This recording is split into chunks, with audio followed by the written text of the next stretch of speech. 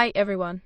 Today we're going to talk about nine such techniques that you could follow if you are alone and you want to practice English speaking. Now all of these are pretty brilliant in themselves. You're gonna enjoy doing these. And the biggest part is that I'm gonna actually practice and show you how to do it. So each one of these, we're going to take time, understand properly and move on. And trust me, all 9 are unique in themselves. You can make a mix and match of this one, that one. Whatever way works for you the best, because the aim is to gain fluency. It does not matter how you reach there. Let's start with point number 1. Mirror technique. First technique to follow is the mirror technique.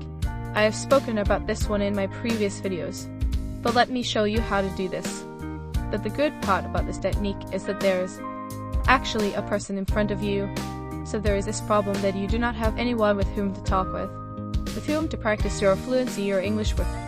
But then in mirror technique, you really have somebody standing right in front of you. I mean, that person is you, of course, but then it is a person, right? So you can maintain your eye contact in the mirror with yourself and talk. What to talk is never a problem. Just ask questions to yourself and then start answering to yourself. Discuss how your day was, what you ate in your lunch, your dinner, whom all you met during the day. It could be anything. This is also going to help you boost your confidence, because again, you're talking with somebody who's standing in front of you. So it is going to help you. Of course, it is going to take a little while. No change can happen in just a day and just a night. No, it obviously needs practice, and to tell you very frankly about myself, I have practiced this a lot. People might not believe me when I say this, but I have done this. I was desperate to be fluent in English. I have never shied away from accepting this. I've always been desperate to be fluent and confident with my English speaking. It has helped me a lot in my life.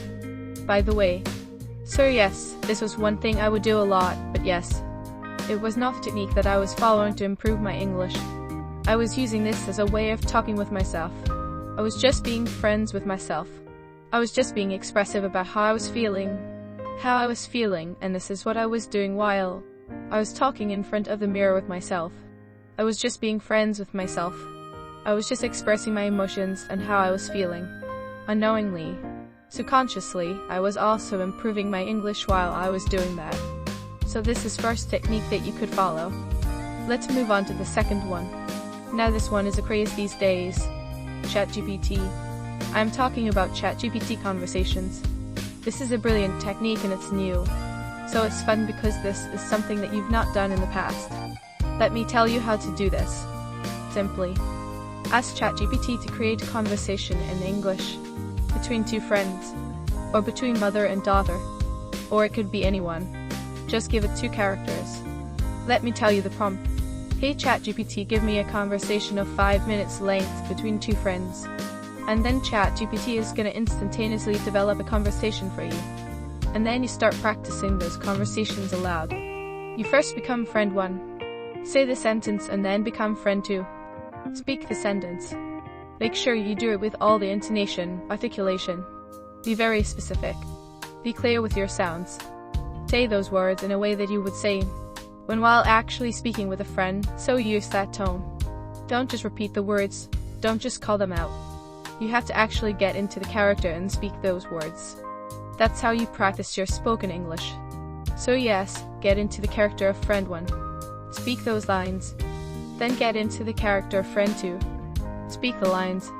And that's how you practice the entire conversation of 5 minutes. Let's move on to method number 3 now.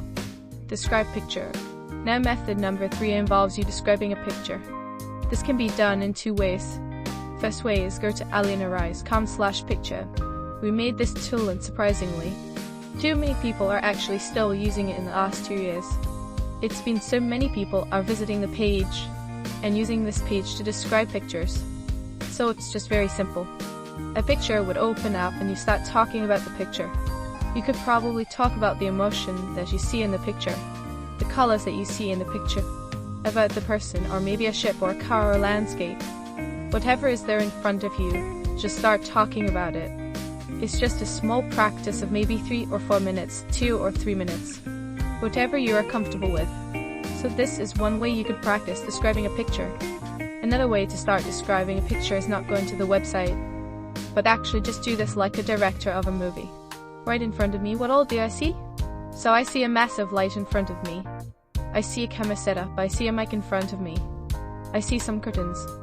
I see a window. I see some trees outside my window. So I could talk about innumerable things that are right there in this frame. If you'll sit in your room, all by yourself and start talking, who's watching?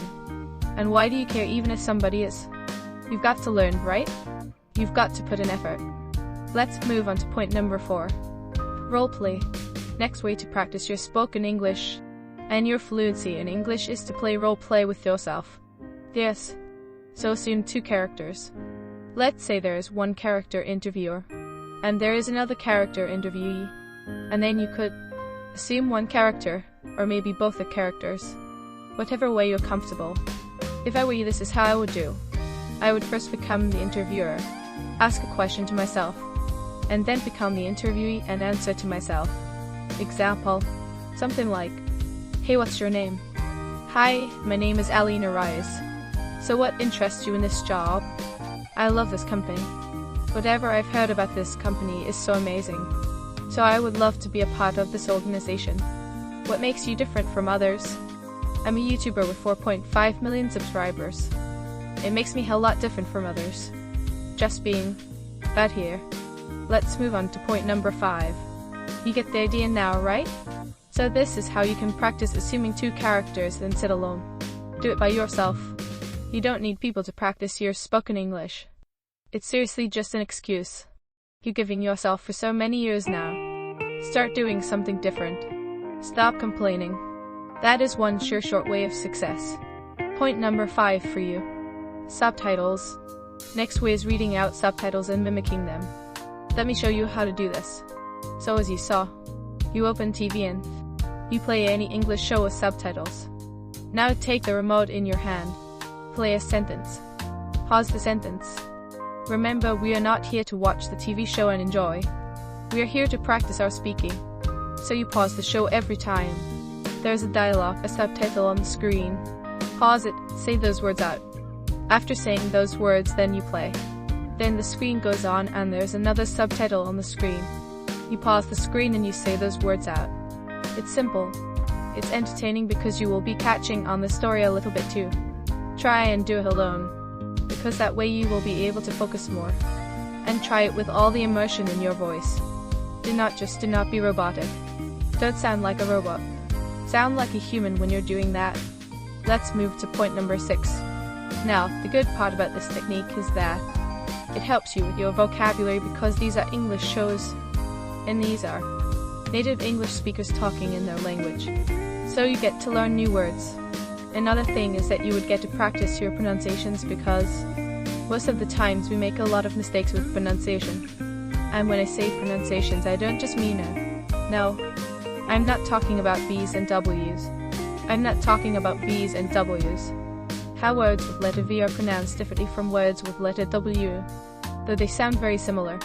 No, I'm not talking about those specifications.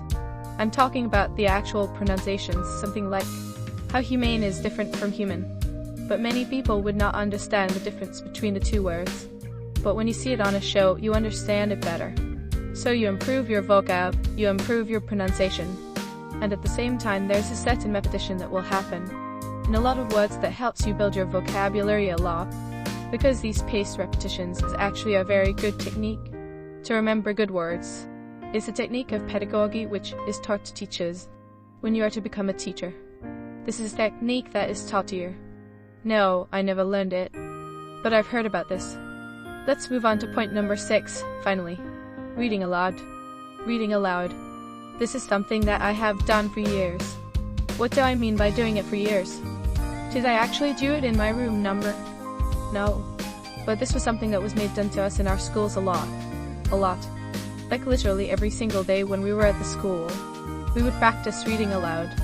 One child would stand at a time, take the book in the hand and read aloud. And then after 2 or 3 paragraphs, the child sitting next to her would stand and read aloud. So yes, I was from I went to a girls' school, so yes, it was always a her for us. So yes, that's how we would read aloud, and that helped so much. I was a very good reader, by the way. Whenever I would read, I would always make sure that I sound the best in the class. I would always make sure that that is something, personally, I was taking up as a project. I love doing that. I just wanted to be perfect. And I would always do it with a lot of emotion. If I'm reading something, I would make sure that the emotion of the text is delivered to everybody, English gym, who's listening to me or reading at the same time with me in the class. So that's something that you would also need to do. Consider this to be an English gym. So you visit gym to make your body, and you make your muscles there. You pull weights. This is something that you would do as an English gym. Just pick up a book. Heavy weight lifting, huh? Pick up that book and start reading aloud. It's as simple as that. There's nothing for me to teach in here. Honestly, it's going to help you so much. It's going to help you with everything that is involved in English. Your vocabulary, your grammar, your reading, your listening. Because when you're reading out loud, you're also listening to yourself. So reading, listening, speaking, everything getting practiced at the same time. Try it, and then there's so much fun in a book. I don't know if you like reading books or not, but if you are not reading them, I'm telling you, read. It's important. It's fun. It's much better than watching Instagram all day. So start reading a little more. Just a few minutes in a day when you're reading, read aloud. And if it doesn't help, you tell me. You tell me and I'll change my name. No, that's not going to happen. Let's move on to point number 7. Talk English. You can talk to an app like Talk English. There is this application. You just search English Conversation app on your App Store, your Play Store, and you'll find the app. And there are recorded conversations on this app. It's very good. It's very good. I've practiced it. People in my family practiced it. It's very good. Just use the simple app. It has a tremendous rating on the App Store and has millions of reviews. Yeah, it's very good. So just open a conversation and press record, and then one character. The operator is going to speak. The other character, the operator is going to wait for you to speak. You play the part of the other character, and then same time simultaneously you're recording yourself. And once the conversation is over, you can listen to yourself, and you can give yourself a feedback. So that's how the app works. It's very good. If there are millions of reviews, you can imagine how many people are using these apps. Such apps every day. And it's definitely helping them. Otherwise, why would they use it? So let's move on to point number 8. Next one is translation. Translate. Just take up any song. Mira del Taraduana, main to Tajpi Madihun.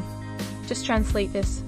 Just translate this in English, and you can do this 10 times in a day. You don't need to devote an hour to this. Just sit and play a song in your head and start translating it. I've done these things. I don't know what all I've done in the past. I've done so much to improve my English. So yes, it did not come naturally to me. I don't come from a family that speaks in English. I come from a very average middle class background. Very average middle class family, and we spoke in Hindi. And we are very proud of Hindi. We love Hindi. But English is important. So we had to learn. So me, my sisters, everybody practiced. And we practiced hard, and it is benefiting all of us. So yes, 2 of my sisters could clear IELTS, and they are settled in Canada with their PRS. Both of them have their PR now. So all of this was possible thanks to their IELTS score, and IELTS score is important. And English is important for your IELTS score. You get the idea, right? Talk to yourself. Let's move on to point number 9. Last point on the list is talking to yourself. Yes, you talk to yourself. Narrate whatever happened during the day. Talk to yourself about how you're feeling in that moment, or something that you aspire to be, or something that you aspire to do in life, what you want to do for your parents, for your family, what kind of a partner you want to have, whom do you want to marry, anybody you like, anybody you are in love with. Just talk about anything. There's so much to talk about in a day. So yes, if you find it difficult to find a topic, ask ChatGPT to create a list of topics for you. She's very good with all this stuff. I know it's not supposed to be a she. I just like addressing her as a she. It's a personal choice. So that's all about it in the video today. I hope you enjoyed this video. I loved shooting this one for you. And I know you would say, "Ma'am, this is something that you say literally in every video's end." I know. But what can I do? I actually do enjoy shooting for you. Thank you very much. I'll see you again soon. Bye. By the way, the time you'll watch this video, most probably I'm gonna be in Munnar, Kerala. See you, bye.